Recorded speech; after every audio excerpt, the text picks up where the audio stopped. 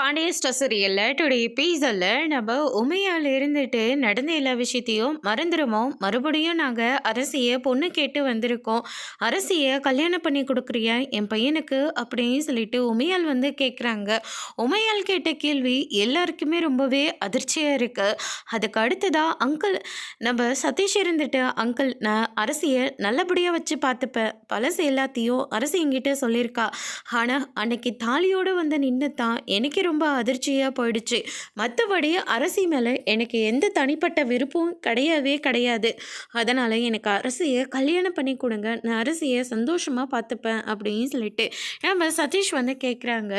அதுக்கு அடுத்ததாக நம்ம பாண்டியன் வந்து யோசிக்கிறாங்க. கோமதி இருந்துட்டு, முருகா நீ எனக்கு ஒரு நல்ல வழியை காட்டிட்டு என் பொண்ணுக்கு ஒரு நல்ல மாப்பிள்ளை கிடைக்க போகிறாரு அப்படின்னு சொல்லிட்டு நம்ம கோமதி ஒரு பக்கம் நினைக்கவும் பாண்டியன் வந்து சைலண்ட்டாக இருக்காங்க. உமையால் இருந்துட்டு, என்ன பாண்டியா யோசிச்சுட்டே இருக்க, அன்னைக்கு 10 லட்ச ரூபாய் வந்து கேட்டு வாங்கிட்டு போனவ இப்போ மறுபடியும் வீடு தேடி வந்திருக்காளேனா பார்த்துட்ருக்கியா அப்படின்னு சொல்லிட்டு கேட்கவும், ஏதோ ஒரு கோவத்தில் அப்படியெல்லாம் பண்ணிட்டேயா, அதுக்காக இப்படி யோசிச்சுட்டே இருந்தா என்ன நாங்கள் தெரிஞ்சுக்கிறது, தேங்காய் உடைச்ச மாதிரி பட்டுன்னு எனக்கு கல்யாணத்துக்கு சமாதானம் சொல்ல வேண்டியது தானே அப்படின்ற மாதிரி சொல்கிறாங்க. அதுக்கடுத்துதான் பாண்டியன் இருந்துட்டு, என்னை மன்னிச்சிடுக்கா, எந்த முடிவும் நான் எடுக்க மாட்டேன், இது அரசியோட வாழ்க்கை சம்மந்தப்பட்ட விஷயம், எதுவாக இருந்தாலையும் அரசி தான் முடிவு எடுக்கணும் அப்படின்ற மாதிரி சொல்கிறாங்க. அதுக்கடுத்துதான் பாண்டியன் இருந்துட்டு நேராக உள்ளே போகிறாங்க. அரசிக்கிட்ட, அக்கா விட்டு போன உறவு திரும்ப வந்திருக்கு, அன்னைக்கு வேண்டான்னு சொல்லிட்டு போனவங்க அப்படியே போயிருந்தாலும் பிரச்சனையே இல்லை, இப்போ மறுபடியும் வீடு தேடி வந்திருக்காங்க, எனக்கு என்ன சொல்கிறதுன்னு தெரியல, ஆனால் உன்னை கேட்காம அப்பா எந்த ஒரு முடிவும் நான் எடுக்க மாட்டேம்மா, அதனால் நீ என்ன முடிவோ சொன்னாலும் சரி நான் அதை அப்படியே போய் வெளியே சொல்லிடுவேன், உனக்கு சம்மதம் இருந்தாலும் சரி இல்லாட்டியும் சரி எதுவாக இருந்தாலும் பட்டுன்னு சொல்லுமா அப்படின்ற மாதிரி சொல்கிறாங்க. அதுக்கு அடுத்ததாக இந்த பக்கம் நம்ம சுகன்யா இருந்துட்டு நைஸாக நழுவுறாங்க. மேலே போன நம்ம மாறி வந்து எடுத்துகிட்டு போன சாப்பாடை ரிட்டன் எடுத்துகிட்டு வராங்க. வடிவு இருந்துட்டு, என்ன மாதிரி எடுத்துகிட்டு போன சாப்பாடு அப்படியே திரும்ப கொண்டு வந்து வைக்கிற அப்படின்னு சொல்லிட்டு கேட்குறாங்க. வேண்டாமாங்க்கா, நானும் எவ்வளோதாக்கா சொல்லி பார்க்குறது, அவன் வேண்டவே வேண்டான்னு சொல்கிறான், தெரிந்துனா ஒரு அடியை தெரிந்துடுறாங்க, தெரிந்தனாலையும் பரவாயில்லையே பட்னியாக வேறு கிடக்குறானே அப்படின்ற மாதிரி சொல்லி புலம்பிட்டுருக்காங்க. அதுக்கு அடுத்து தான் நம்ம சுகன்யா வராங்க. ஐ நெய் தோசையா அப்படின்னு சொல்லிட்டு பயங்கரமாக எடுத்து சாப்பிட்டுட்ருக்காங்க. அவங்க சாப்பிட்றத பார்த்தோன்னே நம்ம அமைச்சி இருந்துட்டு, என்னடி நீ இப்படியெல்லாம் சாப்பிட்ற, தொண்டைக்கு அதுக்கு அடிச்சுக்க போகுது, பார்த்து மெதுவாக சாப்பிடு அப்படின்ற மாதிரி சொல்கிறாங்க. நடக்கிற விஷயம் அவ்வளோ நடக்குது, நான் என்னத்தை பண்ணேன், முதல்ல நான் சாப்பிட்றேன், நெய் தோசைனா எனக்கு ரொம்ப பிடிக்கும் அப்படின்னு சொல்லிட்டு அது எல்லாத்தையும் ஃபுல்லாக காலி பண்ணிடுறாங்க. வேணா இன்னும் 2 தோசை சுட்டு எடுத்துகிட்டு வரட்டுமான்னு சொல்லிட்டு வடிவு கேட்டவும், இல்லை இல்லை எனக்கெல்லாம் வேண்டாம், அக்கா சுட்டு தோசையே ரொம்ப நல்லாயிருக்கு, இதுவே போதும் அப்படின்னு சொல்லிட்டு அதை ஃபுல்லாக சாப்பிட்டு காலி பண்ணிடுறாங்க.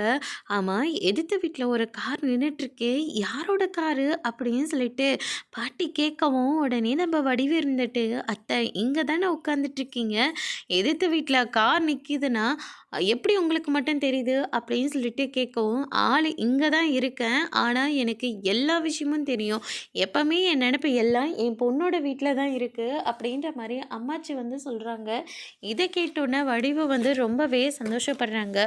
அதுவா, அந்த விஷயத்த சொல்கிறதுக்காக தான் நானே வந்தேன், ஏன்னா அரசியை பொண்ணு கேட்கறதுக்காக மாப்பிள்ளை வீட்டார் வந்துக்கிறாங்க, ஏற்கனவே பொண்ணு பார்த்துட்டு போய் கல்யாணம் வரைக்கும் போய் நின்றுடுச்சு இல்லை அவங்க தான் அப்படின்ற மாதிரி சொல்கிறாங்க. இது குமார் கேட்டோன்னே ரொம்பவே ஃபீல் பண்ணிவிட்டு ரூமில் உட்காந்தா அழுந்துட்டுருக்காரு.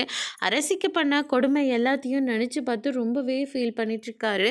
அதுக்கு அடுத்ததாக வந்து பார்த்திங்கன்னா, அரசி ரொம்பவே நல்ல பொண்ணு, கொஞ்ச நாள் இந்த வீட்டில் இருந்தாலையும் அவள் இந்த குமார் கூட ரொம்பவே கஷ்டப்பட்டுட்டா, இனிமேலாச்சும் அவங்க கல்யாணம் பண்ணிவிட்டு அந்த பொண்ணு ரொம்ப சந்தோஷமாக இருக்கட்டும், இவ்வளோ பெரிய மனசு பண்ணி இவ்வளோ விஷயம் தெரிஞ்சும் வந்து பொண்ணு கேட்குறாங்கன்னா மாப்பிள்ளைக்கு ரொம்ப நல்ல மனசு தான் அப்படின்ற மாதிரி பேசிக்கிறாங்க.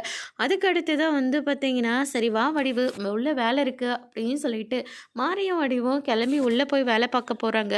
நம்ம சுகன்யாவுக்கு ஒன்றுமே புரியவே இல்லை. அதுக்கு அடுத்ததாக மறுபடியும் போயிட்டு "என்னக்கா நான் இவ்வளோ பெரிய விஷயம் சொல்றேன், அமைதியாவே இருக்கீங்க" அப்படின்னு சொல்லிட்டு கேட்கவும், "இதில என்னத்த சொல்ல வேண்டியிருக்கு?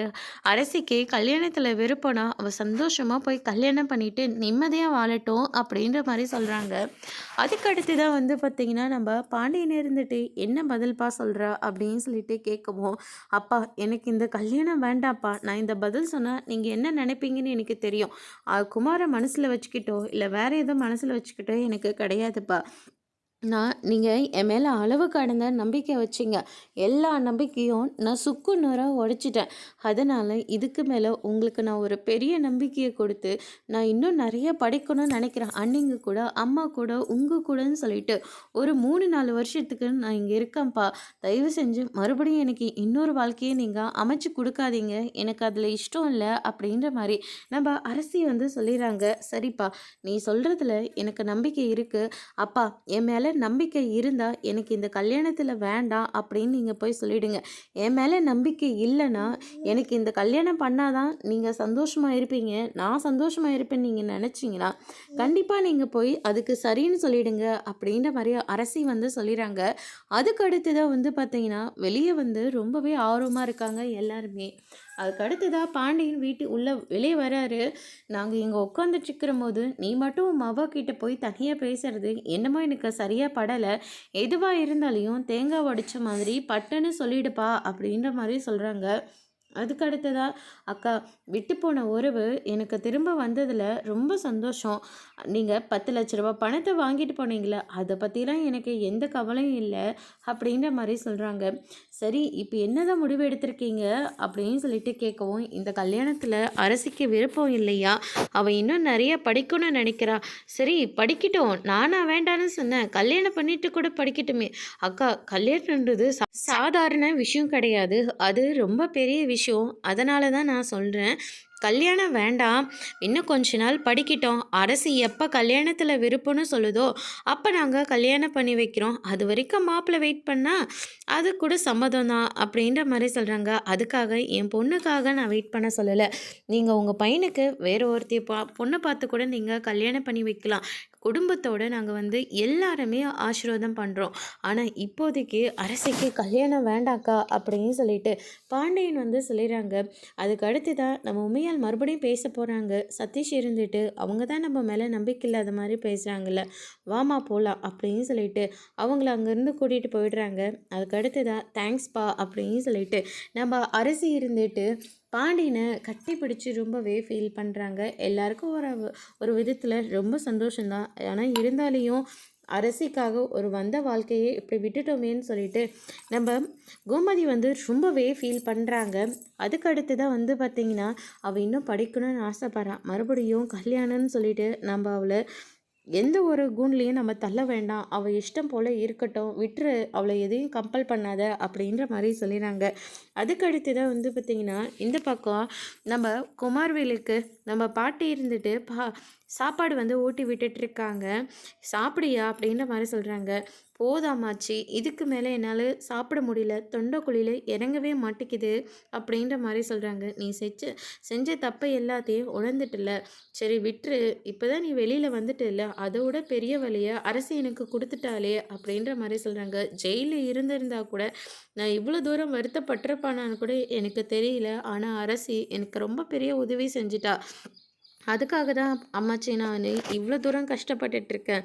இப்போ அவளுக்கு வீட்ல வேற கல்யாணம் பேசிட்டுருக்காங்க." அப்படின்ற மாரியெல்லாம் குமார் வந்து ரொம்பவே ஃபீல் பண்ணிட்டுருக்காங்க. "உன் மனசுல என்ன இருக்குன்னு எனக்கு தெரிஞ்சிருச்சு. ஆனா இப்ப பொண்ணு கேட்டு வேற ஒருத்தர் வந்திருக்காங்க. அதுக்கு என்ன பதில் சொல்லப் போறாங்களோ தெரியல." அப்படின்னு சொல்லிட்டு இந்த பக்கம் அம்மாச்சி எல்லாம் ரொம்பவே ஃபீல் பண்றாங்க. அதுக்கு அடுத்ததா சுகன்யா மூச்சு வாங்க ஓடி வந்துட்டுருக்காங்க. "என்னடி ஆச்சு? தோசை வாசனை வந்துடுச்சா? அதனால தான் வந்துட்டியா?" அப்படின்னு சொல்லிட்டு கேட்கவும், "அதெல்லாம் ஒன்றும் இல்லை. ஒரு முக்கியமான ஒரு விஷயம் சொல்லிட்டு போலான்னு தான் நான் வந்தேன். அரசியும் அவங்க அப்பாவும் பேசிட்டு இருக்கிறத பார்த்தோன்னே கல்யாணத்துக்கு சம்மதம் சொல்வாங்கன்னு பார்த்தா, ஆனா அதில தான் ஒரு ட்விஸ்ட் வந்துடுச்சு. கல்யாணத்தில விருப்பம் இல்லைன்னு சொல்லி மாப்பிள்ளை வீட்டுக்காரர் கிளம்ப சொல்லிட்டாங்க." அப்படின்ற மாரி சொல்றாங்க. இத கேட்டோன்னே மொத்த பேரும் ஷாக் ஆகுறாங்க. "என்ன சொல்ற? எ வந்த சம்மதத்த முடிக்கணும்னு தானே நினைப்பாங்க. ஆமா, ஆமா. ஆனா அரசி வந்து எனக்கு இதுல விருப்பம் இல்ல. நான் இன்னும் நெறைய படிக்கணும் அப்படின்னு சொல்லிட்டா. அதனால அண்ணனும் வந்து கல்யாணம் வேண்டாம். அரசி படிக்கணும்னு நெனைக்கிறா. அவ இன்னும் ஒரு 4, 5 வருஷத்துக்கு படிக்கணும்னு நெனைக்கிறான்னு சொல்லி அவங்கள அனுப்பி விட்டுட்டாங்க அப்படின்ற மாரி சொல்லிறாங்க. இத கேட்டோனே குமார் வந்து ரொம்பவே சந்தோஷப்படுறாங்க. அதுக்கு அடுத்ததா காந்திமதி இருந்துட்டு, "இப்பதான் என் மனசுக்கு கொஞ்சம் நிம்மதியா இருக்கு.